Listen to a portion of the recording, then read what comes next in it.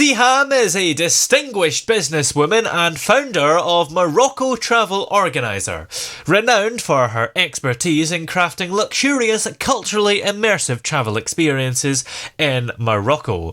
And Siham is with us here. How are you today? All is good. Thank you so much, Toby, for having me today. It's great to have you here, and it's very interesting, tourism in Morocco. What was it that inspired you to create your Morocco Travel Organiser? It's really about the diversity of the culture here and how amazing to show my country from my perspective. So the idea is about putting together itineraries with local experiences that make travel matters in a private and luxury way. Still Yeah. can maintain that theme as well. And how would you say your business, Morocco Travel Organiser, differs from other travel companies in the country? Yes, well, in fact, when you're checking tours in Morocco, you find often or most of the times classic tours going from one city to another, and sometimes in a rush way. My way is that travelers do contact me and let me know what they are interested at,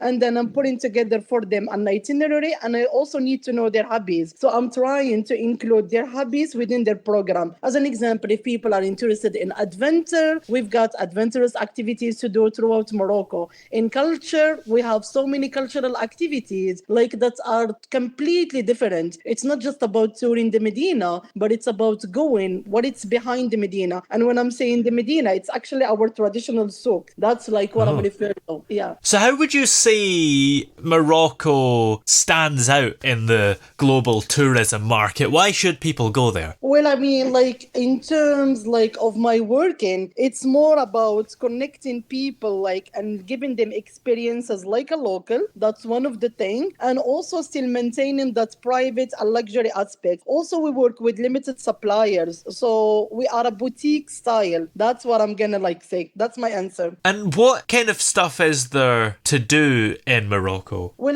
there are plenty depending on interest. As an example, if people are interested in culinary, we have food tours, we have cooking classes, we have farm to table experiences. If people are interested in hiking, we have the highest mountain, which is Tubqal. It's about 4,600 meters and something. And it's also about having 2 nights until you arrive to the highest peak. And if people are interested in more adventurous activities, then you will find sidecar, paragliding, skydiving, all kind of these things, of these amazing experiences that actually matter and adds to your travel. You have private Morocco tours, so what does that mean and what can we expect from such a tour? Well, when you're booking a private Morocco tour, that means that you will have a private driver with you all the way, and then he's going to be at your disposal throughout the whole program. Also, you have either, this is up to your preference, a private guide, or have private guides at each city. So that means that you're not being with a group. That's what it means. You are being on your own, and you have that flexibility to ask all of the questions and to tweak the timing and the program according to your interest, even though you are already during your tour in Morocco. So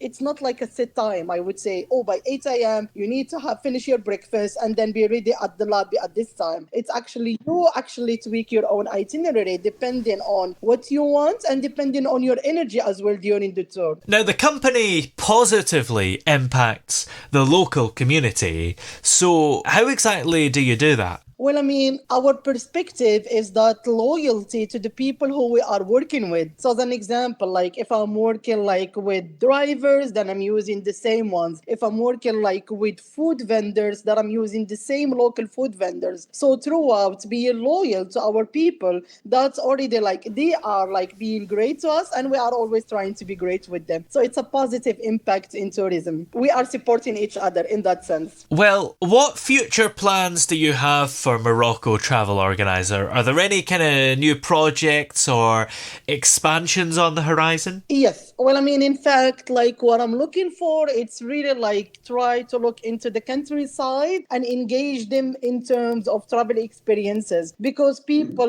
drove by it, but they don't know what they are missing. And there are so many amazing experiences that these countrysides offer. And we are researching actively to see how we could fit them into the itinerary and provide them as an option for travelers to include. And in the wider picture, how do you envision the future of tourism in Morocco? I would say Morocco, it's becoming like a hot destination. That's the word that I'm gonna use. In the past, if people were choosing to travel to Morocco, others wouldn't even know where it's been, where it's located. But right now, thanks to a lot of media and thanks to the football and all of that, Morocco has become so popular and people realize, oh, Morocco is a North Africa and it's a safe country to visit. And also they're seeing it as the next plan. And I've met so many travelers abroad who they're saying, oh, Morocco is a dream for me, so I'm looking forward to visit it in the next 2 years or 3 years. So I'm seeing that tourism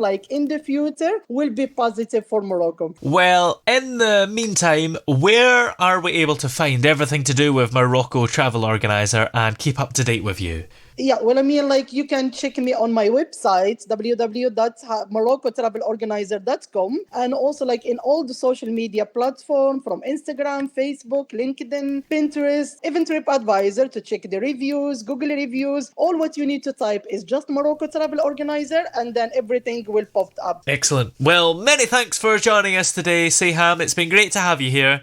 Thank you, Toby. Thank you for having me. Thank you.